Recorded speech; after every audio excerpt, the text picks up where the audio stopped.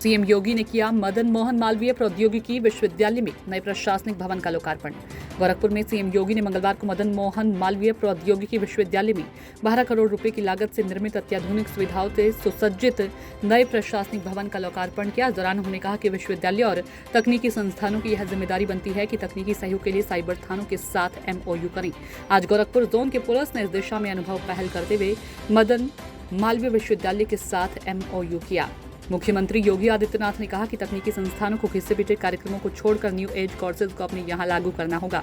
आज का समय तकनीक का है, इसका उपयोग राष्ट्र निर्माण और लोक कल्याण में किया जा सकता है। उन्होंने कहा कि 2017 तक उत्तर प्रदेश में केवल 2 साइबर थाने थे। आज उत्तर प्रदेश के हर जनपद में एक साइबर थाना है और हर जिले में साइबर हेल्प डेस्क है। इनसे साइबर अपराधों पर लगाम लग रही है।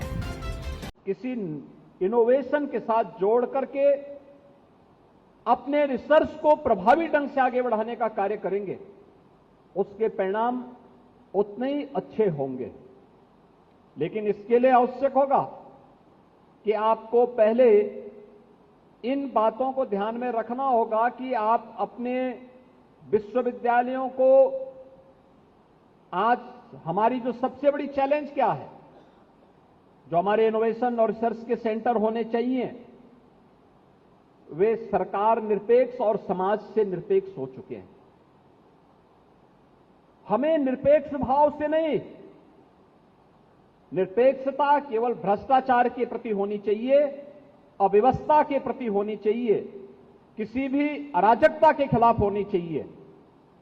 हमें सरकार की योजनाओं के सापेक्ष, समाज सापेक्ष एक सकारात्मक रुख के साथ आगे बढ़ने के लिए अपने आप को तैयार करना होगा और उसके परिणाम आने में फिर कोई देर नहीं लगेगी। आज मुझे प्रसन्नता है, राज्य सरकार ने जैसे तय किया, जब 2017 में मुझे उत्तर प्रदेश की बागडोर सौंपी गई, तब उत्तर प्रदेश के अंदर केवल 2 साइबर थाने थे, एक लखनऊ में और एक गौतम बुद्ध नगर में। आज हम लोगों ने उत्तर प्रदेश के अंदर हर जनपद में एक साइबर थाने की स्थापना करवा दी है। हर जनपद में, हर थाने में साइबर हेल्प डेस्क की स्थापना भी कर दी है।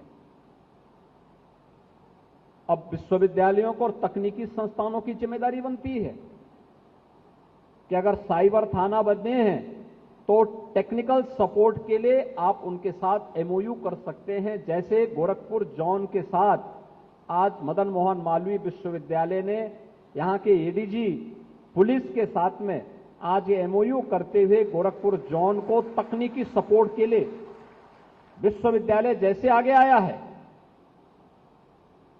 मुझे लगता है कि इससे अच्छा आपके सामने दूसरा अवसर हो ही नहीं सकता कि जहां कार्य होना है वे भी इसी समाज में मौजूद हैं, जिनके लिए कार्य होना है वे भी यहीं मौजूद हैं और जिन्हें कार्य करना है वे भी यहां मौजूद है। केवल इन कड़ियों को जोड़ने की आवश्यकता है और उन कड़ियों को जोड़ने का एक माध्यम प्रशासन बन सकता है, शासन बन सकता है और उन्हीं कड़ियों को जोड़ने का यह माध्यम विश्वविद्यालयों को भी प्रोएक्टिव होकर के बनना पड़ेगा। ऐसा नहीं कि हम देखें या अपने को ये माने, अरे साहब इससे हमें क्या लेना देना है, हमें तो अपना प्रोजेक्ट पूरा करना था और प्रोजेक्ट पूरा करके फिर अपने को साइड कर लिए। इससे परिणाम नहीं आने वाले हैं। हमें परिणाम देने के लिए प्रोएक्टिव बनना पड़ेगा। समाज की आवश्यकता क्या है, उस आवश्यकता के अनुरूप इनोवेशन को आगे बढ़ाना। अगर आपने कोई अच्छा रिसर्च किया है, उसका स्टडी पेपर देने के साथ ही उसे पेटेंट करने की दिशा में आगे बढ़ा देना और फिर सरकार के साथ मिलकर के उत्तर भारत का सबसे बड़ा डाटा सेंटर भी उत्तर प्रदेश में बन चुका है।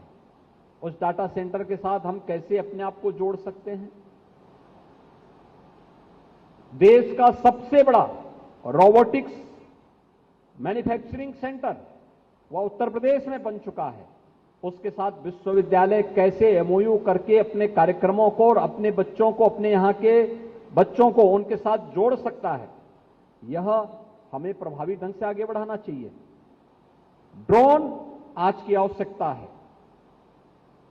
यह जीवन को और आसान कर सकता है। मैं जब मंच पे था तो मुझे माननीय सांसद जी ने ही पूछा, कहा कि इस संस्थान में क्या होता है।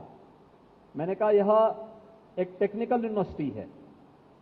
यहां के जो स्नातक हैं, प्रास्नातक हैं, वे यहां से जब जाते हैं तो जो भी ऐसा कार्य है जो इंजीनियरिंग के फील्ड से जुड़ा हुआ है, वो ये सभी कार्य इन्हीं के माध्यम से आगे बढ़ता है। ये उस फील्ड की शुरुआत यहां से शुरू करते हैं और फिर ये लोग अलग अलग संस्थानों में जाकर के उन संस्थानों के कार्यक्रमों को आगे बढ़ाने में मदद करते हैं।